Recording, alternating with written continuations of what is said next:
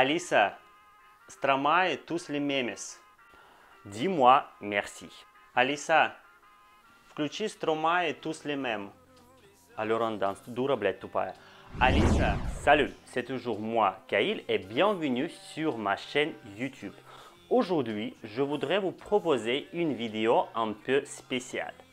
Avant de commencer, je dois vous avouer que je suis toujours à la recherche de ma niche sur YouTube.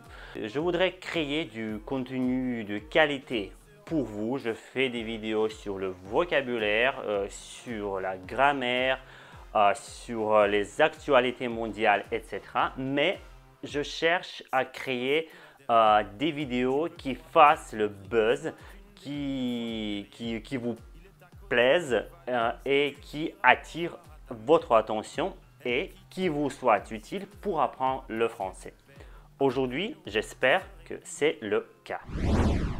Bon, dans cette vidéo, je vous propose d'apprendre le français grâce à la musique française, grâce aux chansons françaises. Et dans cette vidéo, on va regarder ensemble et chanter, j'espère ensemble, la chanson de Stromae, tous les mêmes. À condition que YouTube ne bloque pas cette vidéo et qu'il me permette de la publier pour vous. Alors, c'est parti, Stromae, tous les mêmes, la chanson française avec mes explications. Tous les mêmes, tous les mêmes, tous les mêmes, et y en a marre. Tous les mêmes, tous les mêmes, tous les mêmes, et y en a marre. Dans cette vidéo, on va écouter la chanson Tous les mêmes de Stromae et on va analyser, on va décomposer ces trois couplets et le refrain. Premièrement, je voudrais que vous fassiez attention au titre de la chanson qui s'appelle Tous les mêmes. On prononce S dans le mot tous. Pourquoi? Vous pouvez voir dans ma vidéo. Oui, le lien apparaîtra ici. Tous les mêmes, tous, ça signifie tous les hommes. On prononce le S parce que c'est le pronom qui signifie tous les hommes, nous. Et en général, dans cette chanson, il s'agira des relations un peu tendues entre les hommes et les femmes. Le personnage principal, ou plutôt l'héroïne de cette chanson, est une femme qui quitte son mec et elle lui reproche tout ce qu'il a vécu ou n'a pas vécu avec lui. Alors, Vous les hommes êtes tous les mêmes. Macho mais chill, monde de ma vie est infidèle. Si prévisible. ici il chante « Vous les hommes êtes tous les mêmes ». Vous les hommes, vous êtes tous pareils, vous êtes tous identiques. Macho, mais cheap. Cheap, c'est un mot anglais qui signifie bon marché, qui n'a aucune valeur et qui est de qualité inférieure. Macho, mais cheap. Vous êtes tous macho, mais vous êtes cheap. Vous êtes rien, vous êtes nul, vous êtes personne, quoi. Voilà, je ne suis pas de côté femme, je suis plutôt de côté homme, si vous comprenez de quoi je parle. On continue.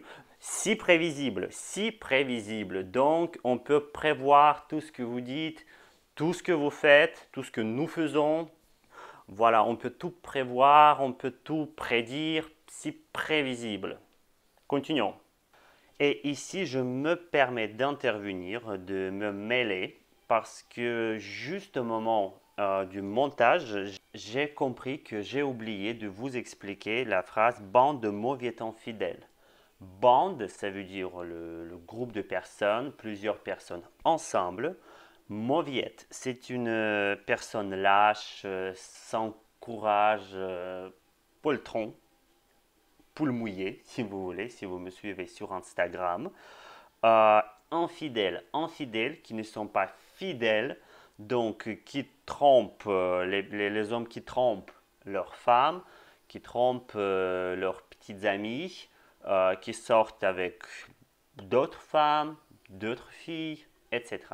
J'espère que c'est clair. Continuez. Non, je ne suis pas certaine que tu le mérites. Vous avez de la chance qu'on vous aime. Dis-moi merci. Alors, Non, je ne suis pas certaine, je ne suis pas sûre que tu mérites. Mérite, il prononce mérite pour ne pas dire me mérite. En français standard, on dirait plutôt tu me mérites, mais en français familier, et cette chanson, elle fait preuve de français familier, on dit tu mérites. Alors, mériter, ça signifie valoir, quelque chose. Avoir droit par ça conduit à obtenir quelque chose. Donc, tu dois m'obtenir, tu peux m'obtenir, tu me mérites. Continuons. Vous avez de la chance. Vous avez de la chance. Oh, c'est quelque chose de indéchiffrable pour les apprenants en français. Vous avez de la chance. Vous avez de la chance. Vous avez de la chance. Pour le dire plus vite, on dit vous avez de la chance. Vous avez de la chance qu'on vous aime. On vient de voir le premier couplet et on va passer au refrain. Le refrain est très simple. Rendez-vous, rendez-vous, rendez-vous au prochain règlement. Rendez-vous, rendez-vous, rendez-vous sûrement au prochain rêve. Alors, rendez-vous, rendez-vous, rendez-vous au prochain règlement. Au prochain règlement. Donc, les rendez-vous avec les hommes continuent jusqu'à ce que les femmes établissent leurs règles. Quand il y a des règles, comme il faut pas ces règles-là, quand il commence à donner ces règles pour les hommes, hop, c'est fini. Et la deuxième strophe, rendez-vous, rendez-vous, rendez-vous sûrement aux prochaines règles. Là, les règles, ça signifie le truc qui arrive une fois par mois à toutes les femmes. J'espère que vous avez compris de quoi il s'agit. Donc, les hommes n'aiment pas les règles, ou surtout le comportement des femmes avant les règles. Alors, on continue et on va écouter maintenant le deuxième couplet. Cette fois, c'était la dernière. Tu peux croire que c'est qu'une crise. Cette fois, c'était la dernière. Donc, ce scandale qu'il est en train de faire, c'était la dernière. Je vais te quitter maintenant, pour toujours. Elle dit, cette fois, c'était la dernière. Tu peux croire que c'est qu'une crise. C'est le français familier. En français standard, on dirait plutôt, ce n'est qu'une crise. Alors, j'espère que vous connaissez la construction ne que, qui en français signifie seulement. Donc, tu crois que c'est seulement une crise. Tu crois que c'est qu'une crise. Bon, et écoutons la phrase suivante. Mate une dernière fois mon derrière. Il est à côté de mes valises. Mate une dernière fois mon derrière. Il est à côté de mes valises. Mater. J'ai parlé de ce verbe dans la vidéo suivante, les 10 verbes familiers pour parler comme en vrai français. Mater signifie regarder. Donc, regarde une dernière fois. La fois finale, ça ne se répéterait plus. Une dernière fois, mon derrière. Mon derrière, ça signifie mes fesses. Donc, tu regardes pour une dernière fois mes fesses. Il est à côté de mes valises signifie que j'ai déjà fait mes valises. Je suis prête à te quitter. Je te dis au revoir. Continuons. Tu diras au revoir à ta mère. Elle qui t'idéalise. Tu ne vois même pas tout ce que tu perds. Avec une autre, ce serait pire. Tu diras au revoir à ta mère, à ta maman, à elle. C'est clair. Elle qui t'idéalise, elle qui pense que tu es idéal. Tu ne vois même pas tout ce que tu perds. C'est le français familier, la façon d'abreuver les mots, et la façon où on ne prononce pas le E final. Donc en français standard, ce serait plutôt « tu ne vois même pas tout ce que tu perds ». C'est la phrase assez longue. Et pour qu'elle soit plus courte, on dit « tu ne vois même pas tout ce que tu perds ».